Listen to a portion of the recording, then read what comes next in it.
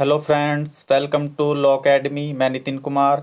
मैं आज कॉन्स्टिट्यूशन के एक महत्वपूर्ण टॉपिक के साथ हाजिर हूँ, जिसमें हम आपको ऐतिहासिक पृष्ठभूमि कॉन्स्टिट्यूशन की, जिसमें हिस्टोरिकल बैकग्राउंड के बारे में बात करेंगे।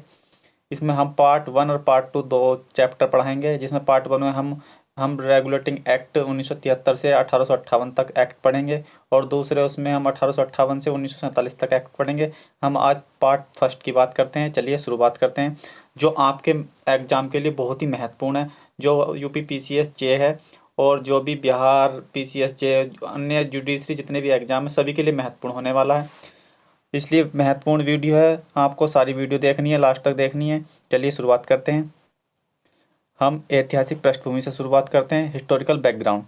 चलिए, भारत में ब्रिटिश 1600 ईस्वी में ईस्ट इंडिया कंपनी के रूप में व्यापार करने आए थे।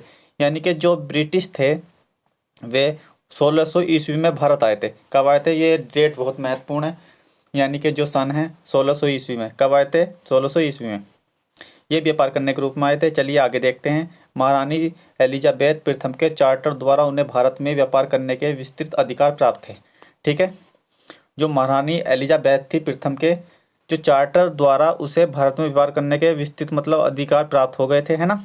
ठीक है, आगे देखते हैं। कंपनी जो अभी तक सिर्फ व्यापारिक कार्यों तक ही सीमित थी, ने 1765 में बंगाल, बिहार, उड़ीसा दीवानी अर्थात राजस्व एवं दीवानी न्याय के अधिकार प्राप्त कर लिए थे। ठीक है, बंगाल और बिहार और उड़ीसा में। ठीक है, आगे देखते हैं। 1858 में सिपाही विद्रोह के परिणाम स्वरूप ब्रिटिश ताज ने भारत के शासन का उक्त यह शासन 15 अगस्त 1947 में भारत की स्वतंत्रता प्राप्ति तक अनवरत रूप से जारी रहा।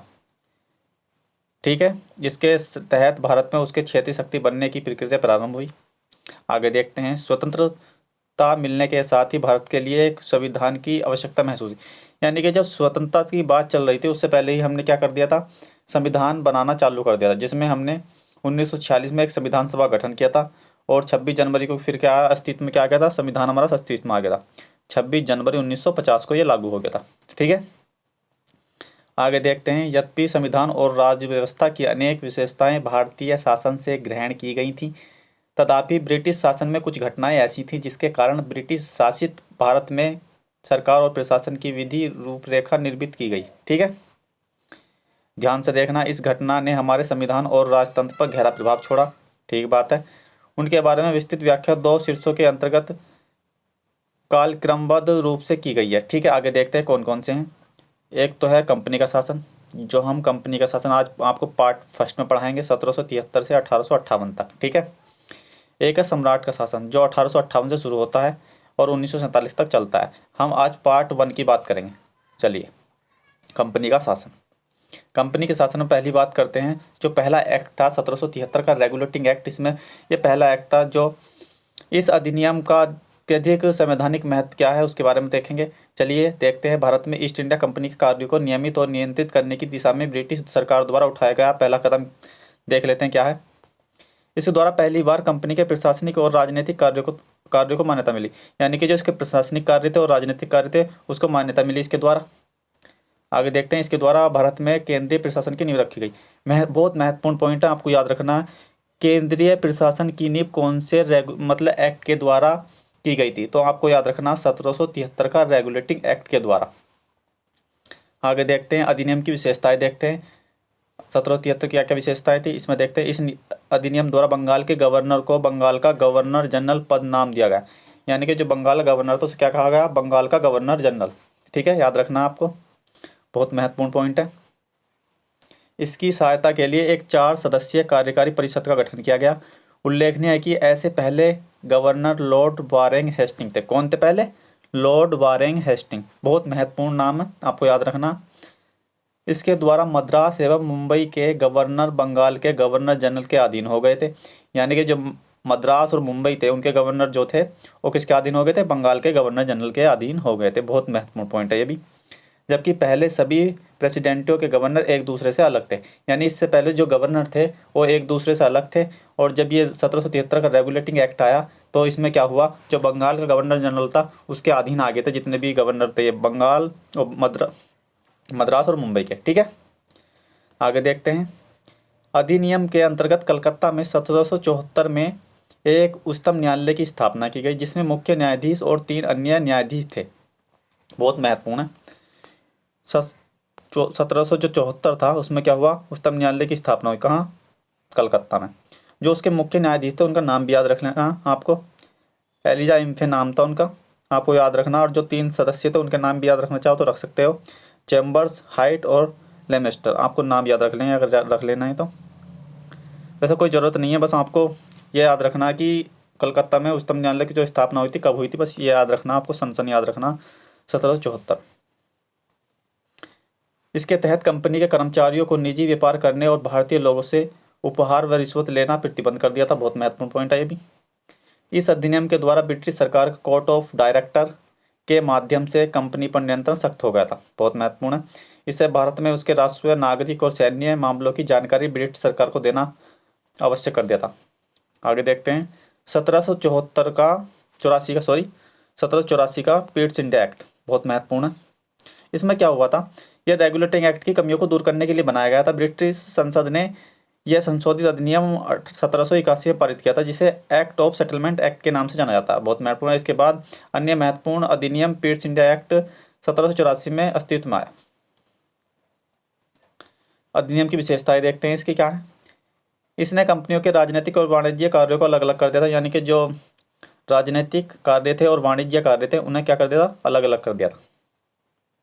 आगे देखते हैं, इसके निर्देशक मंडल को कंपनी के व्यापारिक मामलों के अधीक्षण की अनुमति दे दी थी, लेकिन राजनीतिक मामलों के प्रतिबंध के लिए नियंत्रण बोर्ड नाम से एक नए निकाय का गठन किया गया। बहुत महत्वपूर्ण है, ये कई बार क्वेश्चन में आ चुका है। बोर्ड ऑफ कंट्रोल यानी कि नियंत्रण बोर्ड की स्थापना जो हुई थी वो कौन से एक्ट के द्वारा हुई थी? 1784 एक्ट के द्वारा हुई थी। बहुत महत्वपूर्ण है, याद रखना है, और एग्जाम में कई बार पूछा जा चुका है आपसे ये, ठीक है।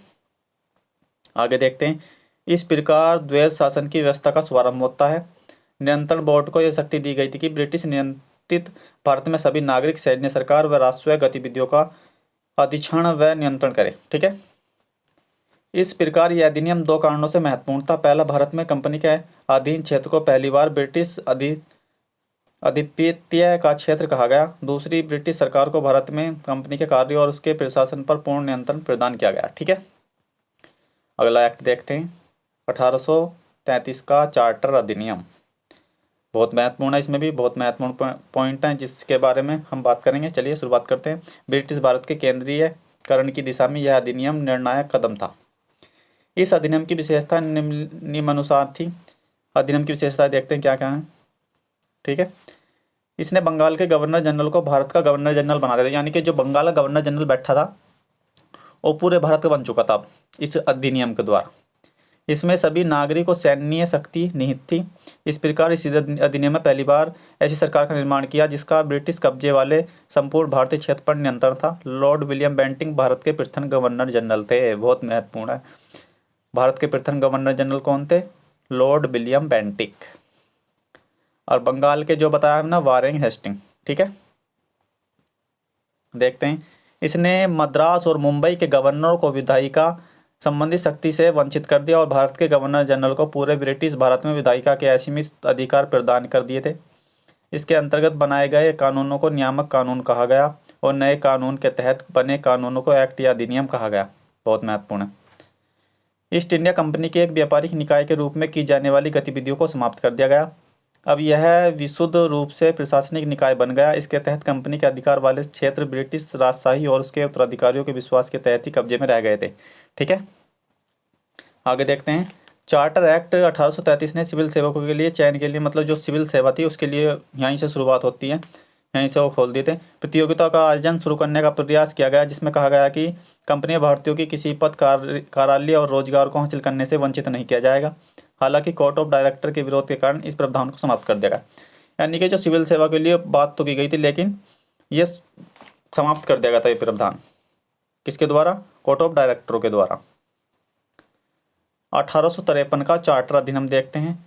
1793 से 1853 के दौरान ब्रिटिश संसद द्वारा पारित किए गए चार्टर अधिनियमों की श्रृंखला में यह अंतिम अधिनियम था। संवैधानिक विकास की दृष्टि से यह अधिनियम में बहुत महत्वपूर्ण था। इस अधिनियम की विशेषता देखते हैं क्या क्या है। अधिनियम की विशेषताएं के बारे में बात करते हैं। इसने पहली बार गवर्नर जनरल की परिषद की विधायी और प्रशासनिक कार्यों को अलग कर दिया। इसके तहत परिषद में 6 जो नए पार्षद और जोड़े गए और विधान पार्षद कहा गया। दूसरे शब्दों में इसने गवर्नर जनरल के लिए नई विधान परिषद का गठन किया, जिसे भारतीय केंद्रीय विधान परिषद कहा गया। ठीक है, क्या कहा गया? भारतीय विधान परिषद कहा गया। परिषद की इस शाखा ने छोटी संसद के तहत कार्य किया। इसमें वही प्रक्रिया अपनाई गई जो ब्रिटिश संसद में थी। ठीक है, इस प्रकार विधायिका को पहली बार सरकार के विशेष कार्यों के रूप में जाना गया। इसके लिए विशेष मिशनरी और प्रक्रिया की जरूरत थी। ओके, आगे देखते हैं। इसने सिविल सेवकों की भर्ती और चयन हेतु खुली प्रतियोगिता व्यवस्था का शुभारंभ किया। इस प्रकार विशिष्ट सिविल सेवा भारतीय नागरिकों के लिए खोल दी गई और इसके तहत 1854 में भारतीय सिविल सेवा संबंध में मैकाले समिति नियुक्त की गई। मैकाले समिति कब नियुक्त की गई थी? 1853 के एक्ट के द्वारा, और 1854 में इसकी शुरुआत हुई थी।